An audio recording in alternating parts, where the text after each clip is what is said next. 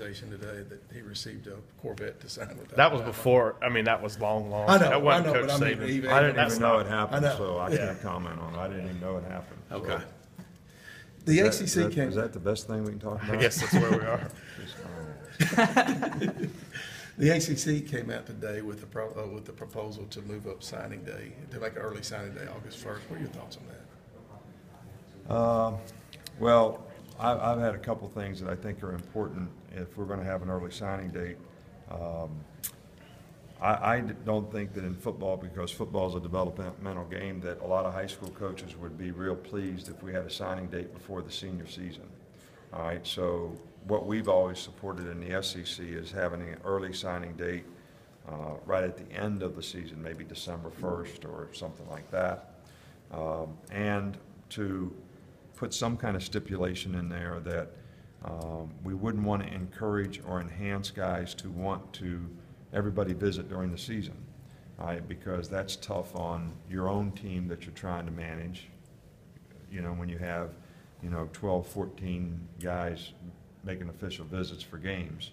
So that was also something that we were very concerned about, changing the dynamics of recruiting.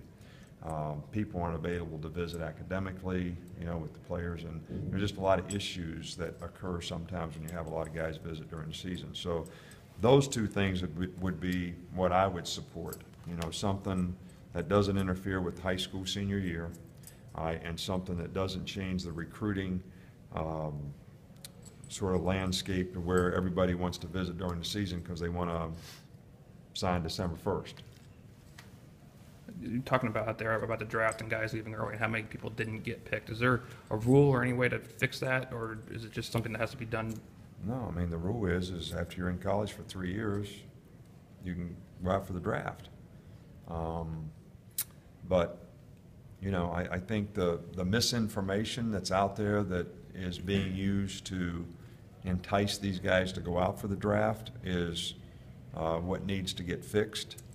And I think the NFL and NFL Players Association need to help us in college so that we can all get together and figure out how the system doesn't work. Because really the only people that benefit from what's happening now are the agents.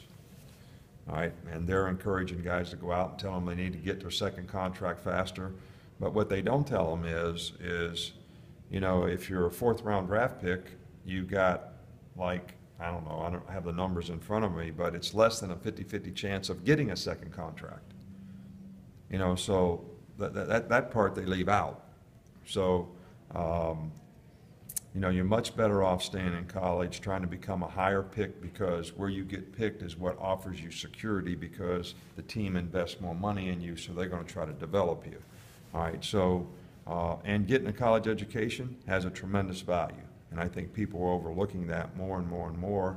And it's, kind of a basketball mentality. I'm going to go to school for 1 year and go to the NBA. You can't go, football has never been a game that anybody thought you'd go from high school to the NFL. All right, it's a different dynamic. It's a developmental game. So we develop a lot of players for the NFL. But I think right now, there's a lot of guys that are making some decisions to leave early that are going to be detrimental to their football career.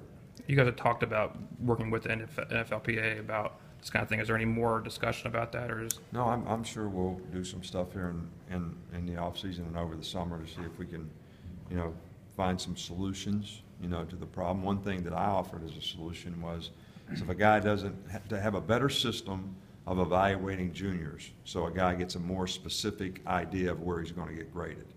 And all this media stuff really doesn't help. There was 3 guys, one of those media guys said was going to be in a first-round pick, didn't get drafted. All right, so as soon as a guy sees he's rated by some media guy to be a first-round pick, he's thinking, I'm going out for the draft. Just like last year, as soon as the draft's over, they say Cyrus Kwando's best tackle in the draft. Well, he's not the best tackle in the draft. He was the 6th or 7th tackle taken in the draft. All right, but in his mind, you already planted the seed that, well, I guess I should go out. All right, so, and I think Cyrus is a really good player. I'm not saying that, but in comparison to everybody else, you got to get more specific information so that guys can make good decisions. And when you get the specific information, there should be some limitation on who can go to the combine. Because all these kids think I'm going to be a 5th or 6th round draft pick. We get that back from the junior committee. Well, I'll go to the combine and I'll go from a 5th round to a 1st round. Well, that don't happen. That doesn't happen. It's unrealistic. Guys shouldn't be there to start with. One more, and then I got to go next door. What do you look for from some of the signees or incoming freshmen as they get here over the summer?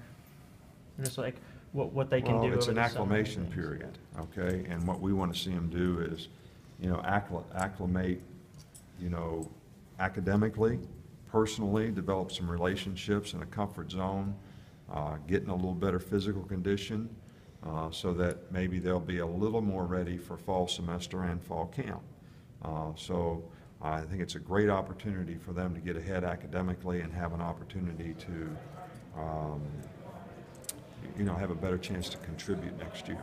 All right. Thanks, All right. Coach. Appreciate